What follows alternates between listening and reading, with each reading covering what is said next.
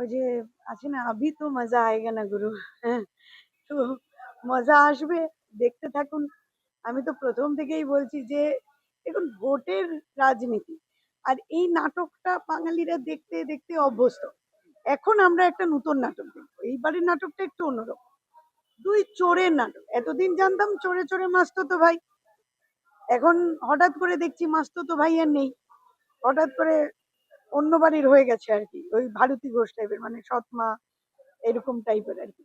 তো যাই হোক, তো আপনি যত দিন এগোবে, সেটা ইলেকশন কমিশনের চাপে হোক বা একটা আতাত, তো আমরা জানি যে একদিকে একজন বলছে আমি এনআরসি হতে দেবো না, এসআইআর লাগু হতে দেবো না, 15 দিনের মধ্যে লাগু।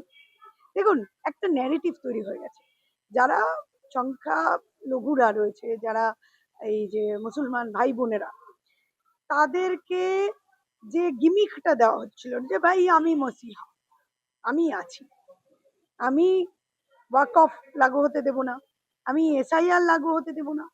ওরা দেখছে যে যদি সরকারটা থাকে, আপনি নিশ্চিন্ত থাকুন যে পরের 5 বছর, মানে ওরা টেনশনে আছে যে ওদের সাথে কি হবে, যে এটা জেনোসাইড হয়ে যাবে না তো।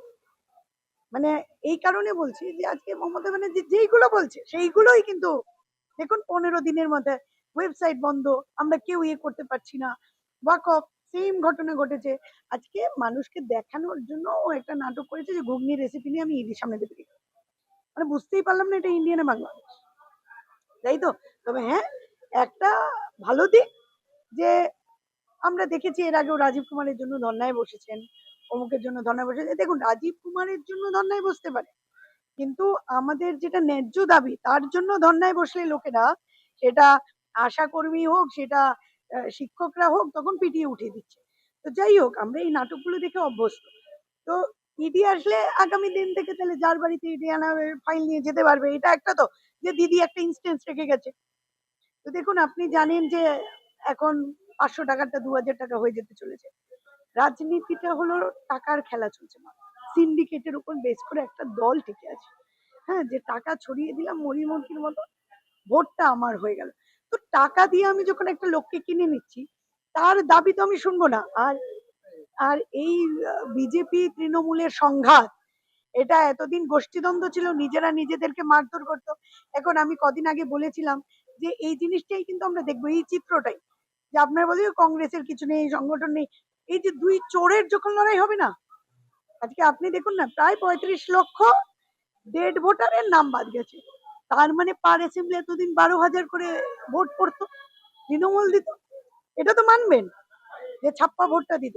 তো আজকে একদিকে বাংলাদেশিদেরকে টাকা খাইয়ে কেউ পঞ্চায়েত মেম্বার করেছে, কেউ ভোট নিয়েছে। এখন এই ভোটগুলো কোনো না কোনো ভাবে কেটে যেত। একদিকে যখন সে দেখবে যে আমি ছাপ্পা দিতে পারছি না, টিএমসি, তখন বিজেপি কে আটকাবে, ভাই ইলেকশন কমিশনে গেল।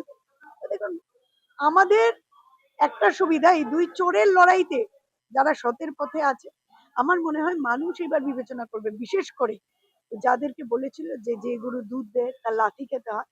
আমার মনে হয় ওদের সময় এসেছে।